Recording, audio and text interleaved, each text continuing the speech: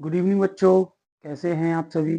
उम्मीद करता हूं कि सभी अच्छे होंगे और अपनी पढ़ाई को बहुत अच्छे से आप कर रहे होंगे। तो इसी क्रम में बच्चों हम आपके लिए एक और वीडियो लेकर आए हैं और आज हम चर्चा करेंगे डिफेक्ट्स ऑफ विजन की। जैसा कि आप देख पा रहे होंगे, क्लास 10 फिजिक्स का जो टॉपिक है आज वो है defects of vision and their correction. It means हम यहाँ ये समझेंगे कि आइज के अंदर कौन कौन से डिफेक्ट्स होते हैं और उन डिफेक्ट्स को हम किस तरीके से करेक्ट कर सकते हैं।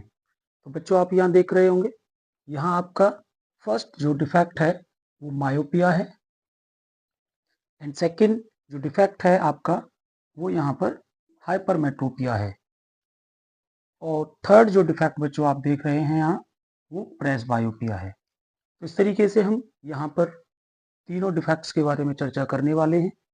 तो बने रहिएगा आप हमारी इस वीडियो के साथ और आपको आज ये सारे डिफेक्ट्स के कॉजेज और उनके करेक्शन का पता लगेगा। तो इस तरीके से आप यहाँ फर्स्ट जो हमारा डिफेक्ट है मायोपिया, उसके बारे में चर्चा करेंगे। जैसा कि बच्चों आप जानते हैं, मायोपिया एक ऐसा डिफेक्ट है जिसमें किसी भी व्यक्ति को दूर की चीज़ें क्लियर दिखाई नहीं देती हैं, उसे पास की चीज़ें बहुत अच्छे से दिखाई देती हैं। और इस डिफेक्ट के होने का जो मेन कारण है वो आप यहाँ देख सकते हैं। फर्स्ट जो कारण है इसका वो एलोंगेटेड आई बॉल, यानी आपका जो आई बॉल है वो एलोंगेट हो जाता है। इसी वजह से आपके आइज के अंदर रेटिना से पहले इमेज बनने लगता है। तो इस तरीके से डिफेक्ट आपको देखने को मिलेगा। और जब हम इस डिफेक्ट्स के दूसरे कॉज की बात करते हैं तो स्टीप कॉर्निया या फिर लेंस, इसका मतलब कह सकते हैं कि वो बहुत ज़्यादा हाईली कन्वर्जिंग हो जाता है, क्योंकि आपका जो आई लेंस है वो हाईली कन्वर्जिंग हो जाएगा और रे को फोकस रेटिना से पहले ही कर देता है। तो बच्चों इस डिफेक्ट्स को हम किस तरीके से रिकवर कर सकते हैं या इसको किस तरीके से हम सुधार सकते हैं, क्योंकि हमें कहीं ना कहीं अपने स्पेक्टिकल्स का यूज करना होगा और उन स्पेक्टिकल्स में कॉनकेव लेंस से बना हुआ स्पेक्टिकल हमें वियर करना होगा। तो इस तरीके से अगर हम स्पेक्टिकल वियर करते हैं तो डेफिनेटली हमारी जो आई साइट है वो प्रॉपर हो जाती है और हमारा जो इमेज है बच्चों वो रेटिना पर प्रॉपर बनने लगता है। तो इस तरीके से, क्योंकि ऑलरेडी आपको पहले ही बता चुका हूँ कि आपका हाईली कन्वर्जिंग लेंस होने की वजह से वो रेटिना से पहले ही इमेज बना रहा था और जैसे ही आपने ये कॉनकेव लेंस यूज किया, यानी इससे बना हुआ स्पेक्टिकल आपने पहना, तो उसकी वजह से आपका जो लेंस के द्वारा जो रेज हैं वो डाइवर्ज कर दी जाती है, क्योंकि इसका नेचर डाइवर्जिंग होता है, ये आपको पहले ही पता है। इसका डाइवर्जिंग नेचर होने की वजह से ये रे को डाइवर्ज करेगा और जो आपका हाईली कन्वर्जिंग लेंस आइज का हो चुका है वो आपके इमेज को आपकी रेटिना के ऊपर बना देता है। तो इस तरीके से बच्चों ये आपका जो मायोपिया है वो करेक्ट कर लिया जाता है। अब हम नेक्स्ट जो बात करेंगे वो हाइपरमेट्रोपिया की बात करेंगे। तो हम यहाँ पर जैसा कि देख रहे हैं, हाइपरमेट्रोपिया के अंदर हमें समझना होगा किस तरीके से हम इस डिफेक्ट्स को रिकवर कर सकते हैं। इस तरह की प्रॉब्लम्स को सॉल्व करने के लिए हमें कॉन्वेक्स लेंस से बना हुआ स्पेक्टिकल पहनना होगा। ओके बच्चों, और अगर हम कॉजेज की बात करें तो कॉजेज में आपका जैसा कि आपको पता है कि इसकी लो कन्वर्जिंग पावर हो जाती है। लो converging power,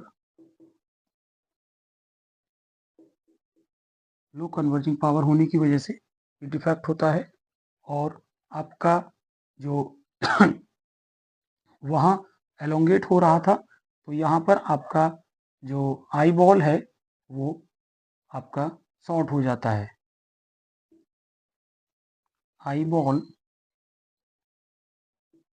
will be short। तो इस तरीके से हम समझ सकते हैं इसके डिफेक्ट्स के कारण होंगे, क्योंकि मैंने यहाँ पर मायोपिया लिखा हुआ है तो मैं इसे चेंज कर देता हूँ, हाइपर मेट्रोपिया। ठीक है बच्चों, अब हम समझते हैं कि ये डिफेक्ट्स इस तरीके से हमें आइज के अंदर दिखाई देता है।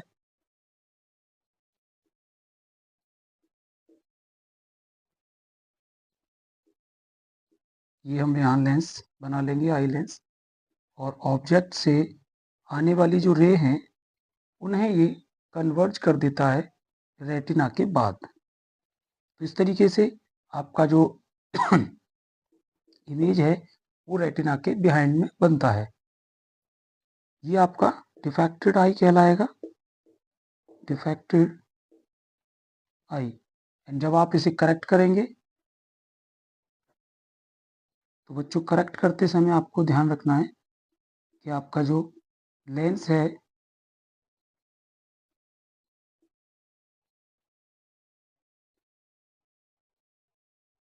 यहाँ पर जो लेंस है आपका,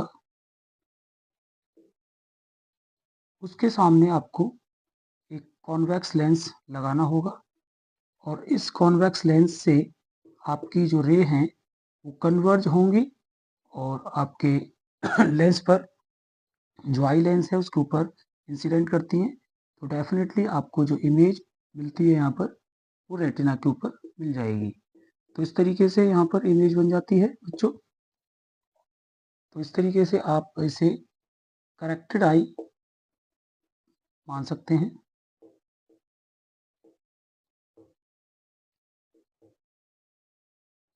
आप ये देख सकते हैं कि आपका सेकंड जो डिफेक्ट था वो भी हमने यहाँ आपको करेक्ट करके बता दिया किस तरीके से आप इसे करेक्ट कर सकते हैं। नेक्स्ट हमारा बचता है थर्ड, प्रेस बायोपिया। इस तरह के डिफेक्ट्स को मोस्टली देखा जाता है जब आपकी एज बहुत ज़्यादा हो जाती है। तो इसका कारण होता है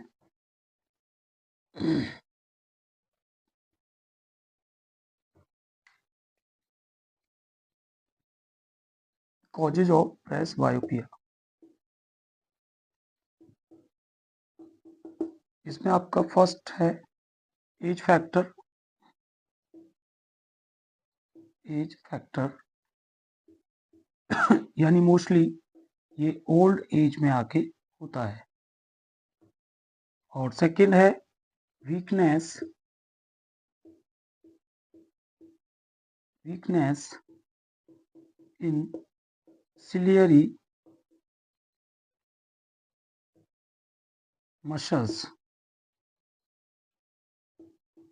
तो इस तरीके से बच्चों ये दो डिफेक्ट आप जो आपने जो डिफेक्ट दो पढ़े, इसके बाद तीसरा डिफेक्ट जो आप पढ़ रहे हैं इसमें आपके दो कारण हैं, age factor and second weakness in ciliary muscles.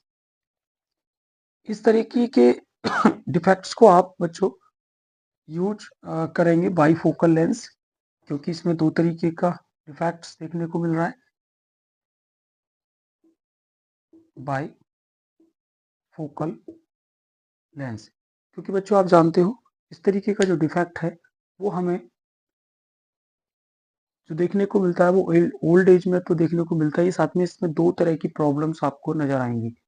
यानी आप दूर की चीज़ों को भी नहीं देख सकते और पास की चीज़ों को भी नहीं देख सकते। यानी जिन लोगों को ये प्रॉब्लम होती है वो दोनों तरह की ऑब्जेक्ट्स को, दूर या पास की जो भी होंगी, उन्हें देखने में वो असमर्थ होते हैं।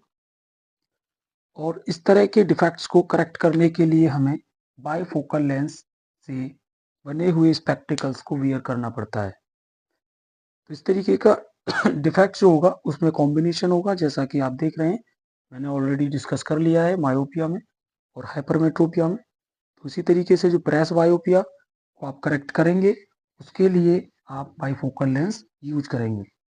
और यहाँ पर बाईफोकल लेंस का मतलब ये होता है कि मान लीजिए हमारे पास एक स्पेक्टिकल है जिसके अंदर हम यहाँ पर देख रहे हैं कि इसके नीचे जो भी आप बाइफोकल लेंस यूज कर रहे हैं, उसमें नीचे वाला जो लेंस होगा वो आपका नियर ऑब्जेक्ट्स के लिए काम करता है,